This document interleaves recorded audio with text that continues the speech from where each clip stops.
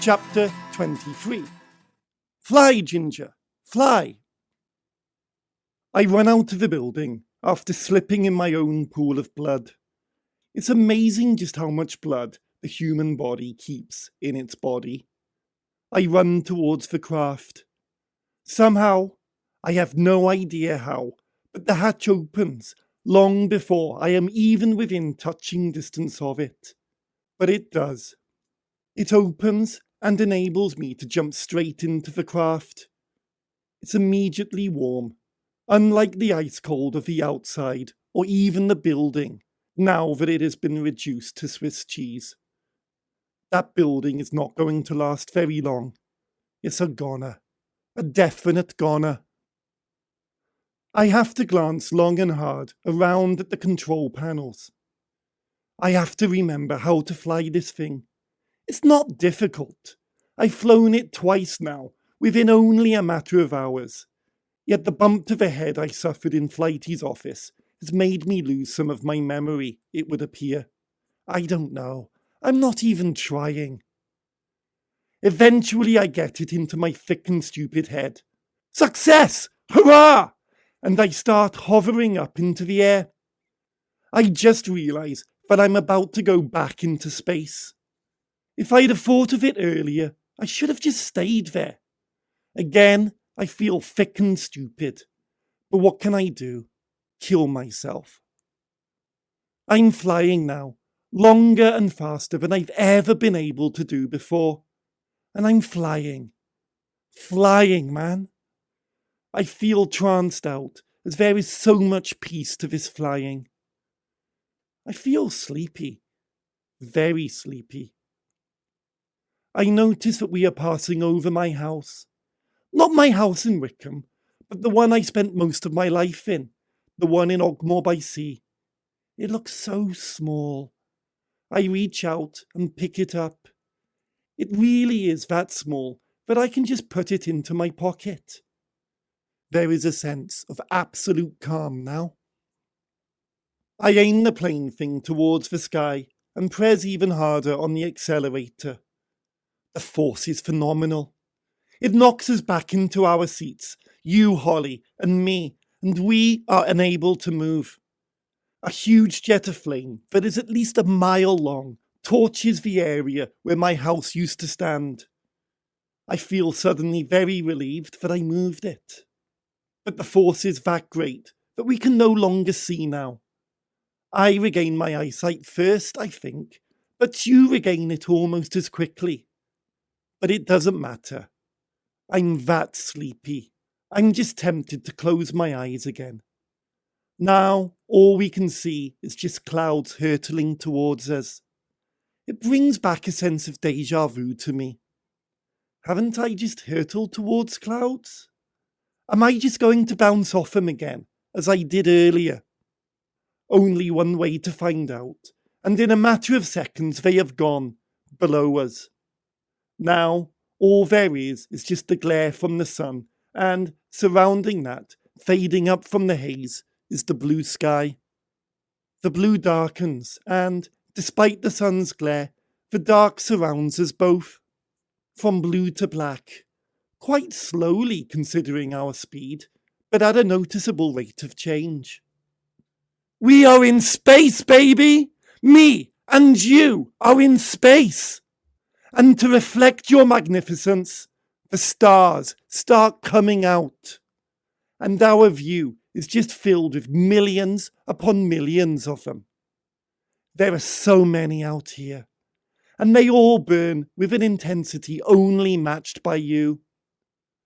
I look for recognizable constellations, but with this overload, the extra stars obscure the constellations visible on Earth. You can't chart love, honey. As we start getting closer, the stars turn into lights. Soon, they become the buildings of a city at night. And this is where we are headed. And I find that there is a rhythmic pulse coming from the radio. It is my rhythmic pulse as I created it. And I listen to it, and I sway along to it.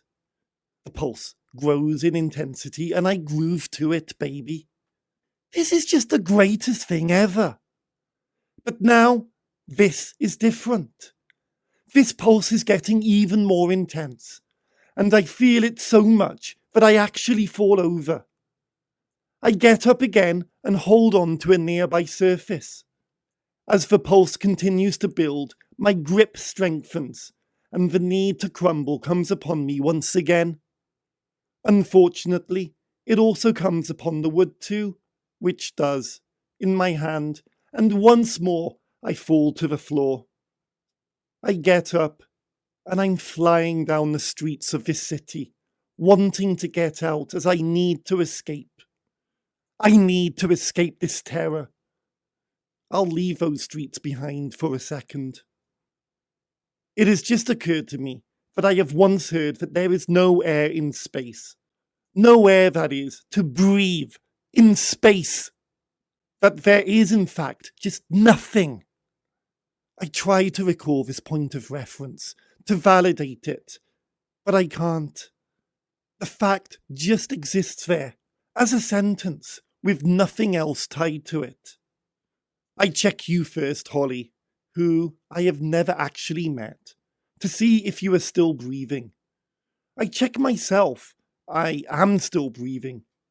That's good.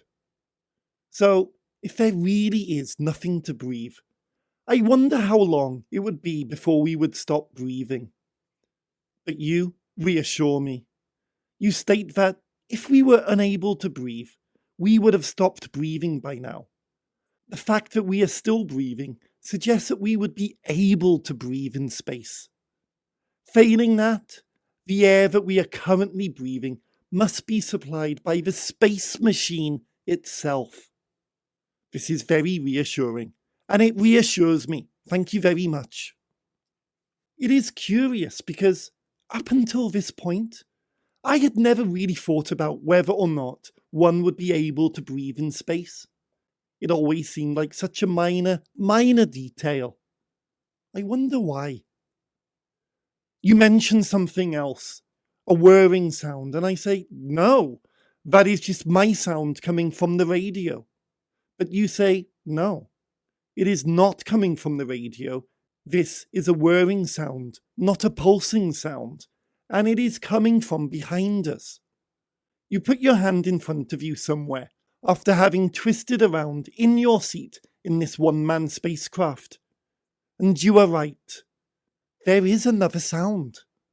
I had not heard it before. In front of your hand is a small grill-type thing, and I, too, put my hand there. My hand brushes yours, and the electrical charges that cross from one to another are enough to destroy all the combined constellations in the sky. There is also some air, a small breeze coming from the grill. It is as if there is somebody behind that grill who is waving a fan. If there is air to breathe, and it appears to be coming from somewhere, that is all right by me. I give it no more thought. Instead, I return to that street that I was walking down. It's funny, actually, and I do laugh. Out loud. I've never been this far down this one street before, even though I walk it every day. Along one of the side streets, I notice that there is a whole massive row of cafes and restaurants. How could I have never known that they existed before? But I intend to explore them later. I continue along my way, though, through this residential street, highlighted by trees, and lots of them. The impression is just dark green on this glorious day.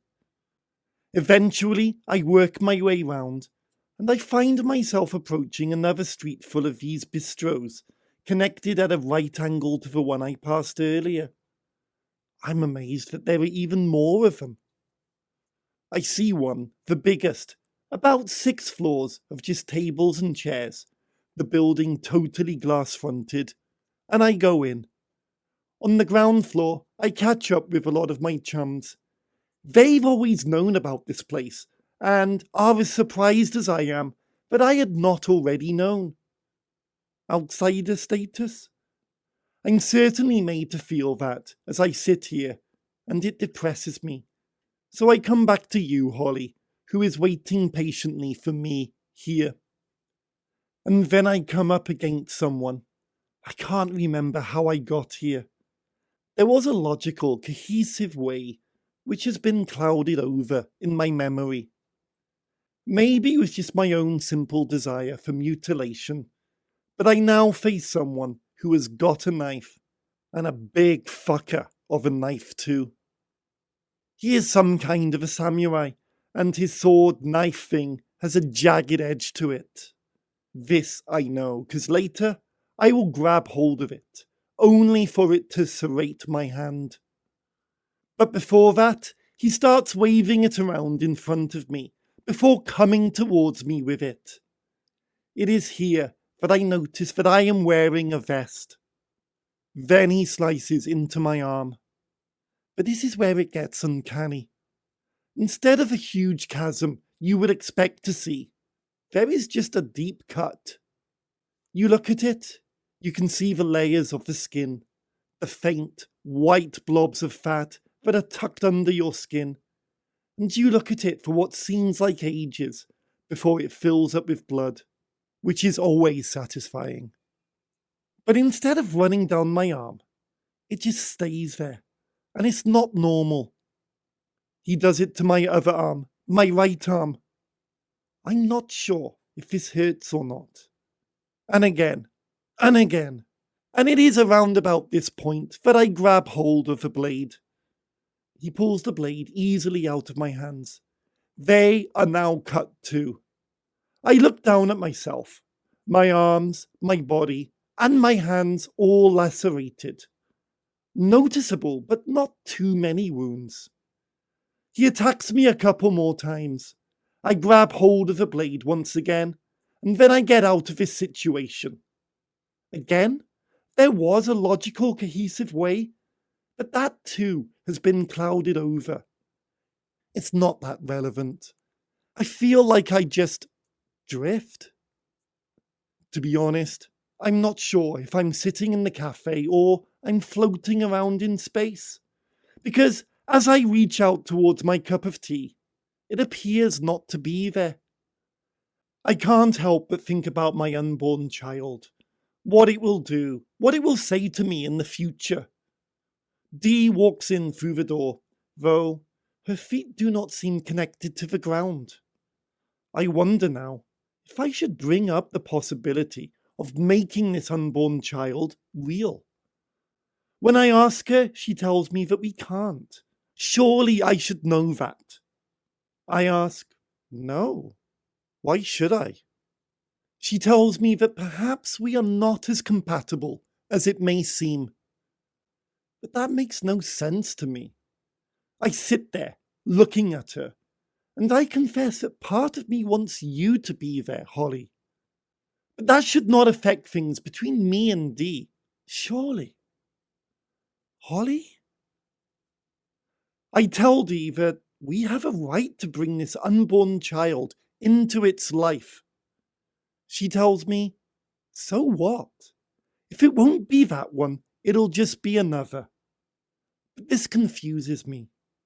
She mentions the different combinations between eggs and sperms. But that does not affect the responsibility that we have towards our child's life. Confused, I ask her, but what about the child? She just says, no, it is impossible. I look at her, wondering how she's changed since when? But I ask, who are you now, anyway? She looks over to the stars. My gaze follows hers. I get no real answers, but I think I begin to understand a little bit more now. I get up and move towards the star. Surprisingly, I'm not cold. But if I ever wanted to feel alone, right here, drifting in space, this is the best place to be.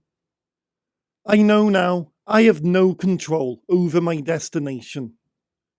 I know now I have no control over my body. My wounds have opened up, and I am bleeding. But this relaxes me, as right now I would want them open.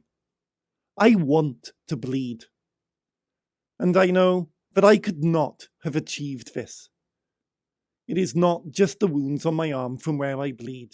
There are others, I believe, maybe my head, but I can see my trail behind me.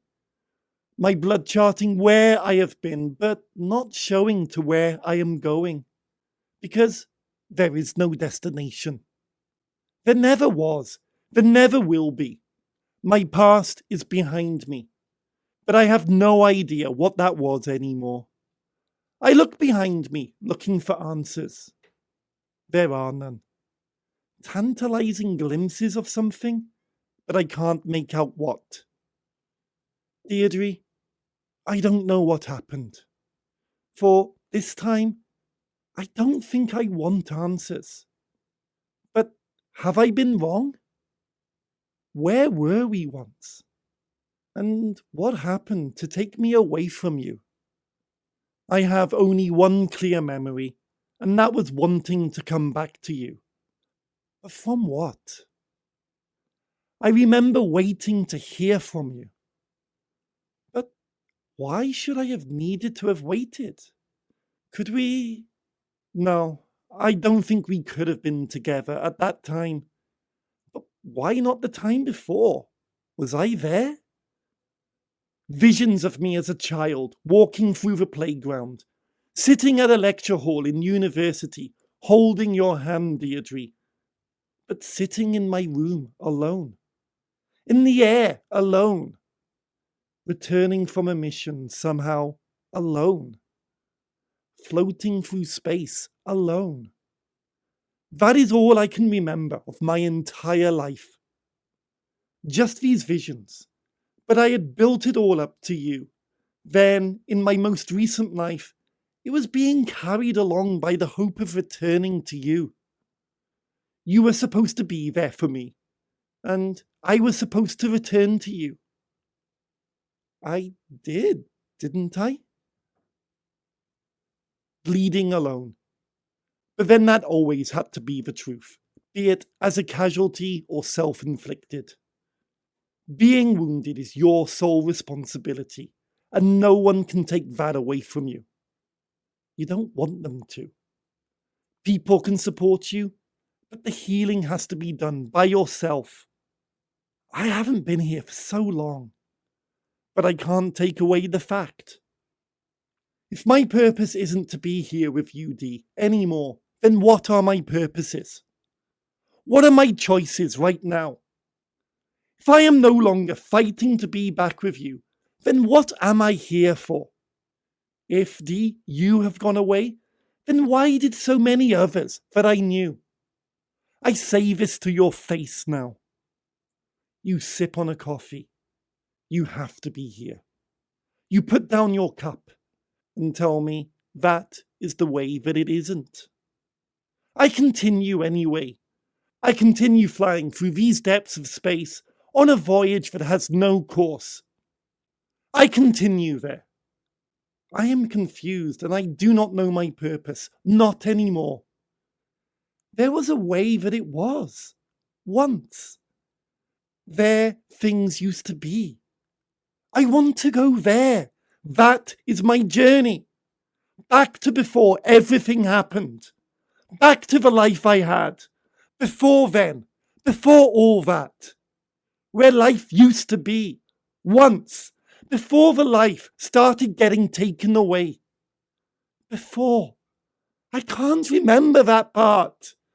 But it has to have existed. Like it used to be. But I can't get off my course. This has to be done. My eyes are opening.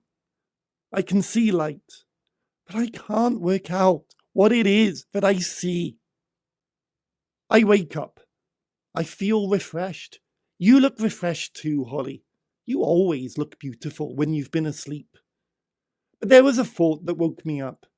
I've been walking around aimlessly, and now I'm flying around aimlessly in space. I know I'm in space, because it's difficult for me to stay attached to the seat that I'm sitting in. I look around me, for something to keep me held to the seat. Attached to the seat are 2 strips of material, which I pull over my arms as if I'm wearing a backpack. There is another bit of material which goes over my lap. I connect it and adjust it so that I'm firmly held in place, although after a while it will feel extremely uncomfortable not being able to move. I've been flying into space to follow the alien craft that I've been attacking, but I've lost it. I delayed myself too much getting into space. Besides, they know where they're headed, and I've been asleep. Am I flying in the right direction? Oh no! What if I've managed to turn myself around and I'm headed back in the direction I've been going in, flying around and around in circles? No! No! Think! You stupid... If you were flying back to Earth, you would see it. It's fucking big. You laugh at me. It makes me laugh too, before you point something out to me. I look at it, although I have no idea what it is. You try talking to me, but I cannot make out a word you are saying. No, you don't. You don't do anything. You don't exist. Not here, anyway. But I still bring myself back to the attention of this thingy thing. It's another one of these cinematic screen things, and it has dots on it. I look at it and I look at it. I look at it and I look at it. I'm looking at it for inspiration, but I need to think about it. What is it there for? Is it helpful? There are dots on it, both static. What can they mean? One is central, the other is about 2/3 of the way up the screen. What can it be? I don't know what it is, but if I'm to get anywhere, I need to get there faster. I accelerate, I think. It's so difficult in the middle of space to know. I show you my cuts that I received earlier from that samurai. Or were they there before? No, these are from the samurai. They're still very visible as I tried to explain to you what happened. The older scars that are there, I tried to pass off as the ones I received from the explosion. But then there are more, much older ones, which I realise I could never pass off as fresh. I immediately regret showing you these cuts. Now you wonder what is really the truth. That I have also cut my own self in the past. And I've been sitting here trying to work out that dot screen thingy thing for at least 5 minutes now. I notice that the further up dot has moved closer to the centre dot. I tried to remember if I had seen that earlier, but I can't really remember now. I find myself back in the flight lieutenant's office. He's discussing tactics. On his table he has models which represent squadrons. How they move, where they should move, when they should attack, how they should attack. I say to him. He replies. I say. He says.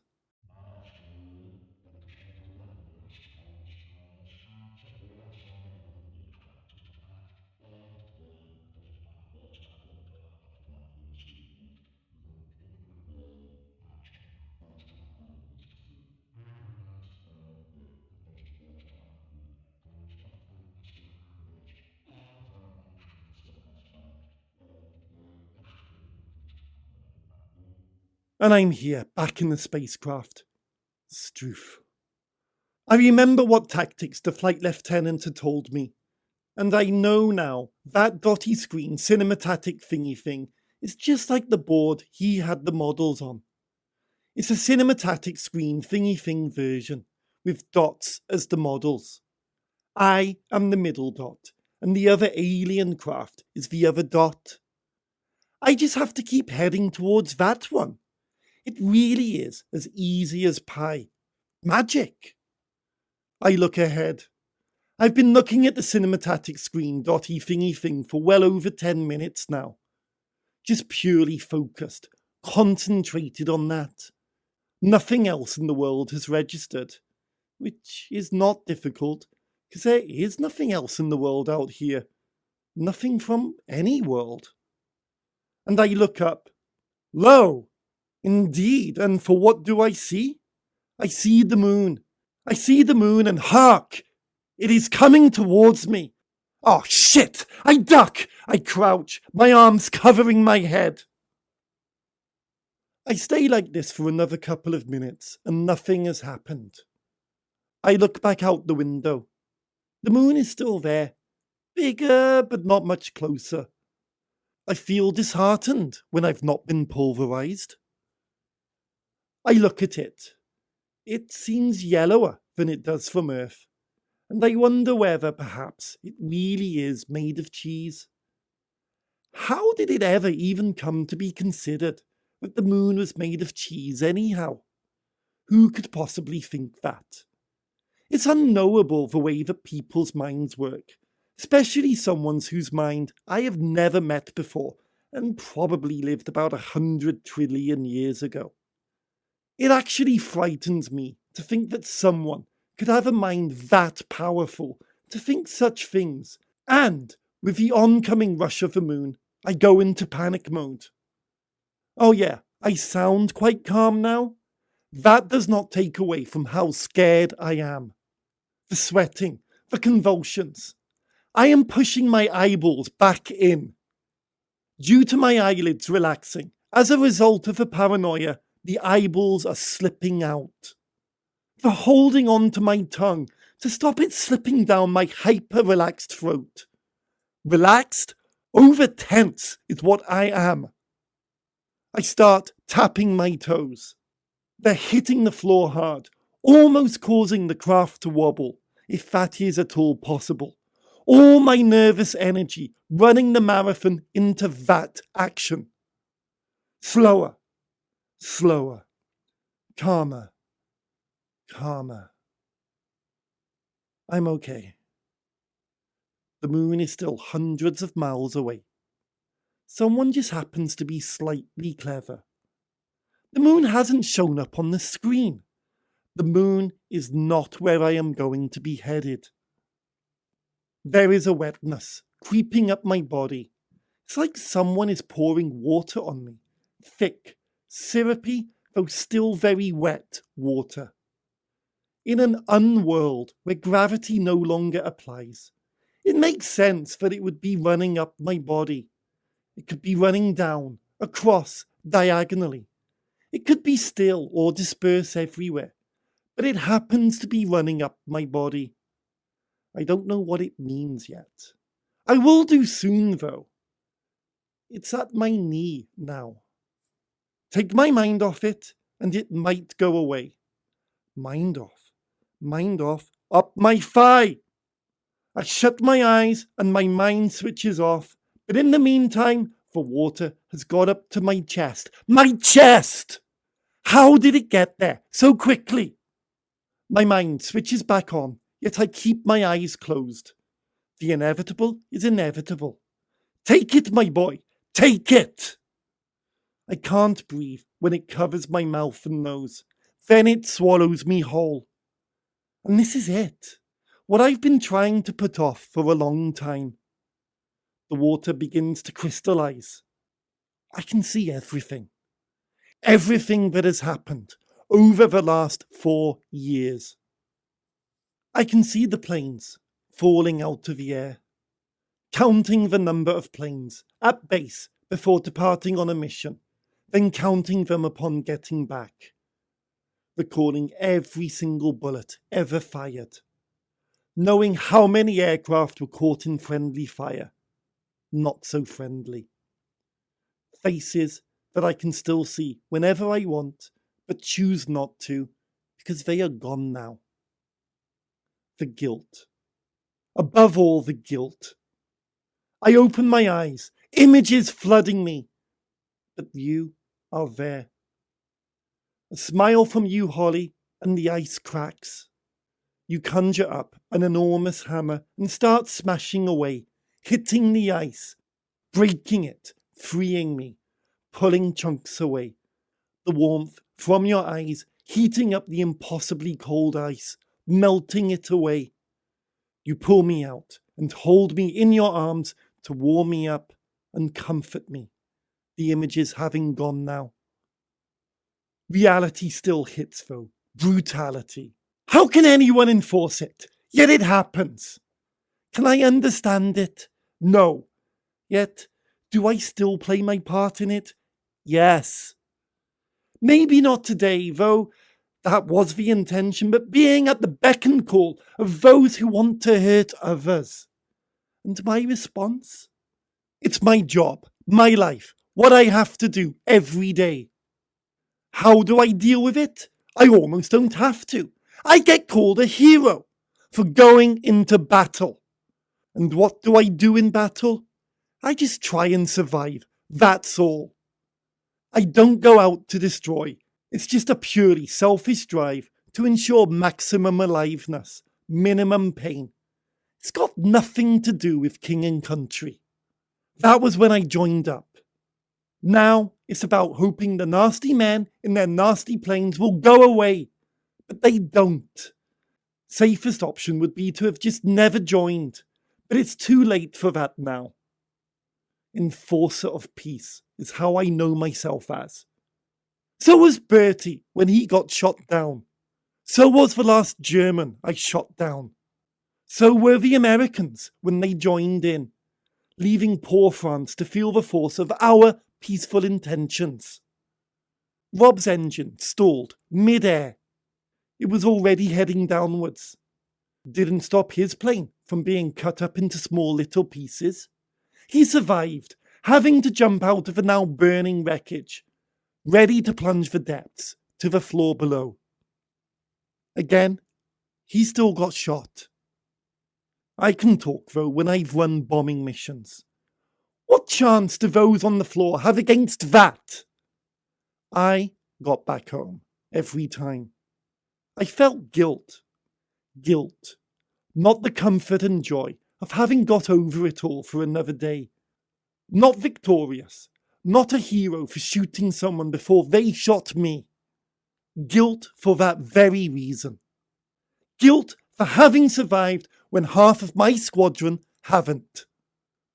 It never stops at one person dying either. The letters being sent home to proud parents.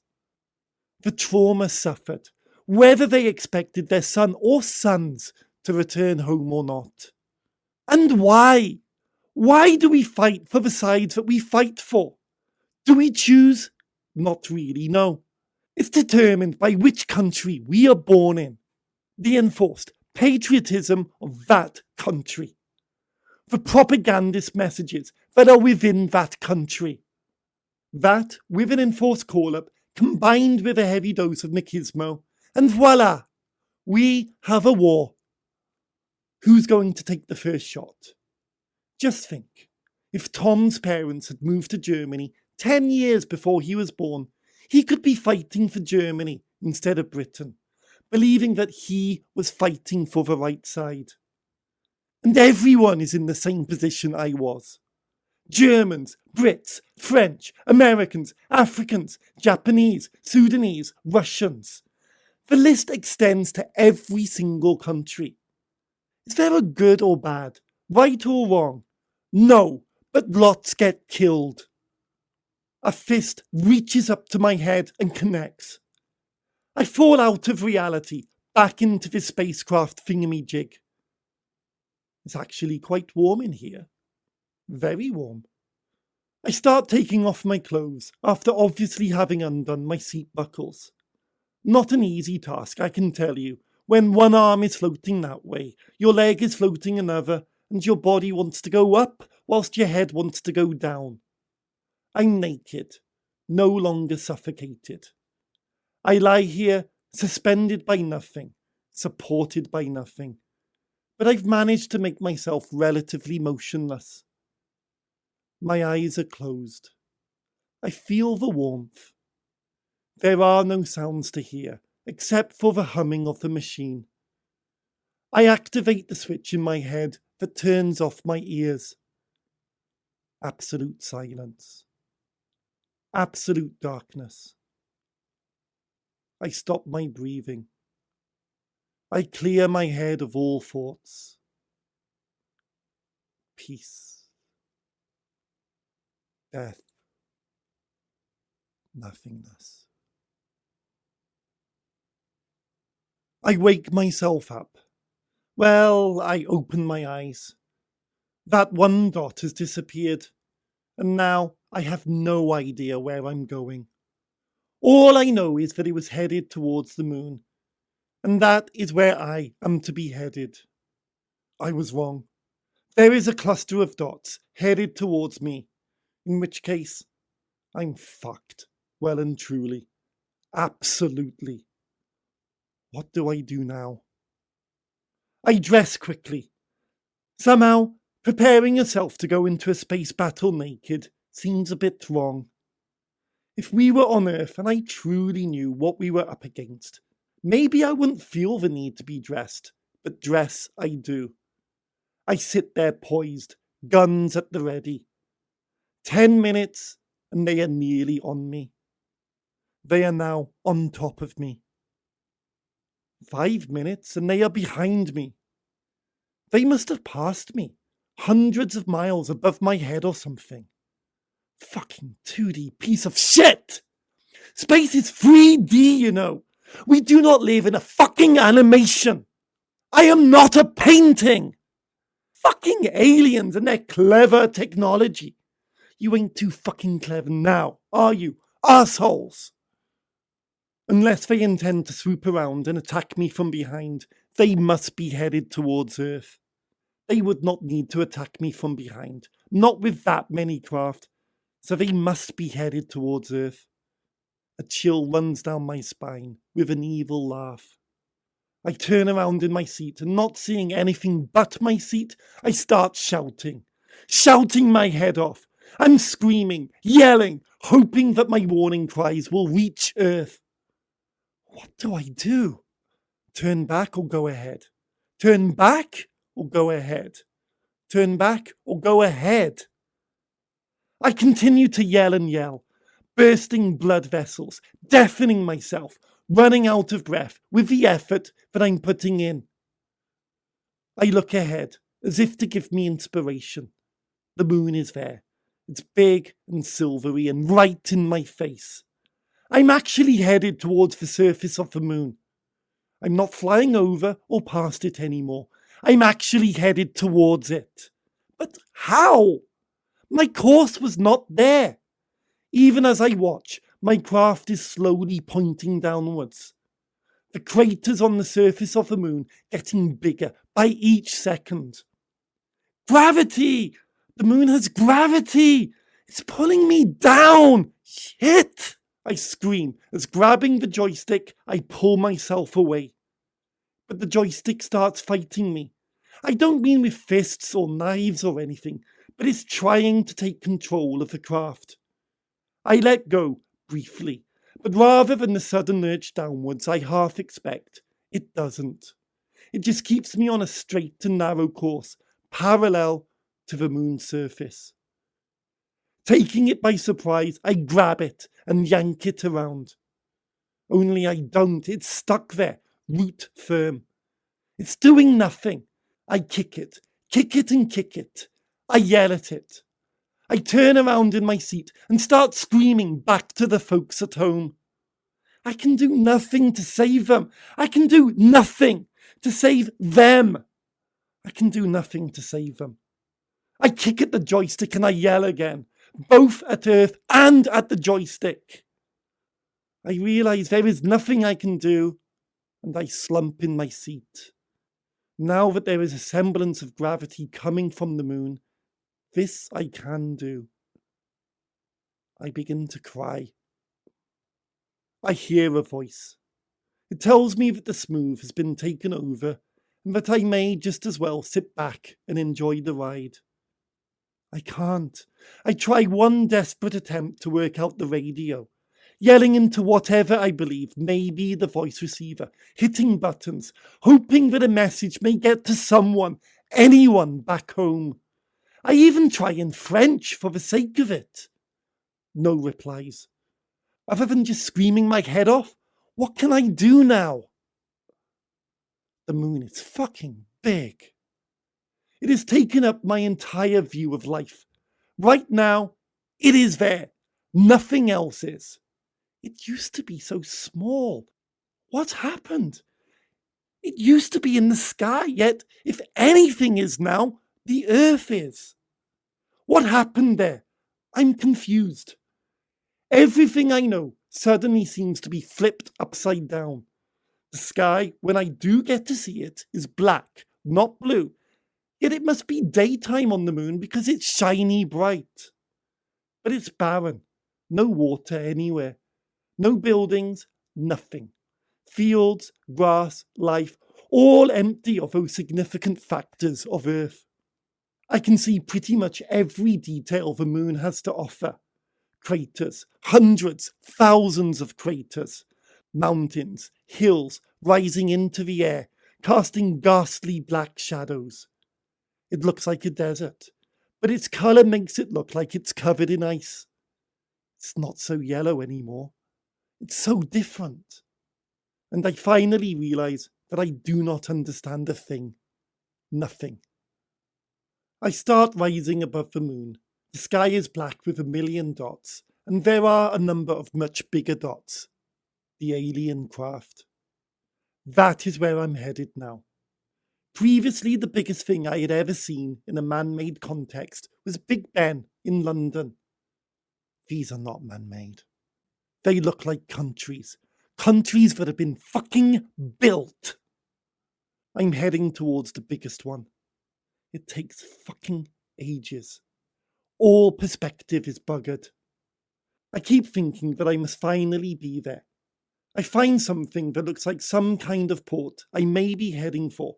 Little black holes on the surface.